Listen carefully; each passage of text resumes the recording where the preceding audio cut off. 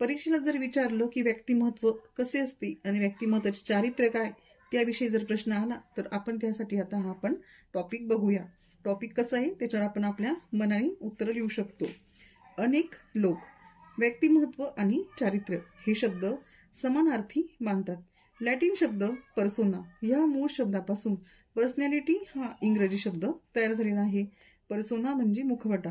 हा नाटकातील पात्राचे रूप, दृश्य, वर्तन व वरवर आढळणारे गुणधर्मच फक्त दाखवत नाही, तर त्या पात्राचे मूलभूत स्वरूप दाखवतो. त्यामुळे युरोपातील मानसशास्त्रज्ञ व्यक्तीचा सखोल अभ्यास करणे पसंत करतात. ते व्यक्तीच्या मूलभूत, कदाचित जन्मजात संरचनेचा विचार करतात. त्यामुळे ते व्यक्तिमत्व हा शब्द न वापरता चारित्र्य किंवा कॅरेक्टर हा शब्द वापरतात.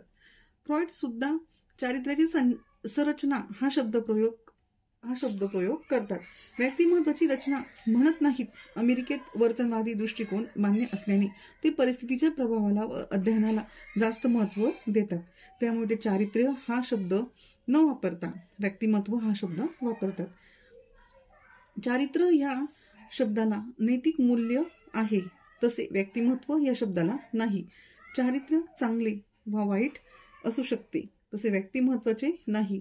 एखाद्याचे व्यक्तिमत्व कसे आहे ते सांगताना ते चांगले वाईट सांगितले जात नाही, कारण व्यक्तिमत्वाची संकल्पना ही वास्तववादी आहे, तर चारित्र्य आदर्शवादी आहे.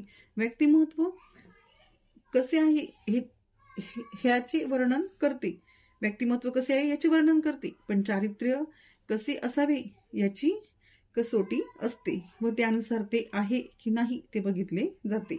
ऑलपोर्ट यांच्या मते व्यक्तिमत्वाचे मूल्यमापन केल्यास त्याला चारित्र्य म्हणता येईल व ह्या चारित्र्याची मूल्यात्मकता काढून टाकल्यास व्यक्तिमत्व उरेल. चारित्र्यवान माणूस हा प्रामाणिक, सत्यवादी, नैतिक बंधने पाळणारा, धार्मिक, आस्तिक वगैरे असेल. त्याच्या व्यक्तिमत्वाबद्दल बोलताना हे घटक त्यात येतीलच. त्याचा अभाव असल्यास मनुष्य चारित्र्यहीन ठरेल, पण व्यक्तिमत्वहीन ठरणार नाही. चारित्र्यामध्ये नैतिकता पाहिली जाते, तिचा व्यक्तिमत्वाशी संबंध नाही. व्यक्तिमत्व ही जास्त व्यापक संज्ञा आहे व चारित्र्य हा त्याचा एक भाग आहे किंवा अनेक गुणविशेषापैकी एक गुणविशेष आहे. चारित्र्यवान माणूस हा शीलवान म्हणजेच सच्शील असतोच. व्यक्तिमत्व आदर्शवादी नसल्याने व्यक्तिमत्व कसे असावे वा नसावे हे बघितले जात नाही, त्याचे जसेच्या तसे वर्णन केले जाते. इथं आपलं व्यक्तिमत्व आणि चारित्र्य याविषयी टॉपिक संपतो आहे.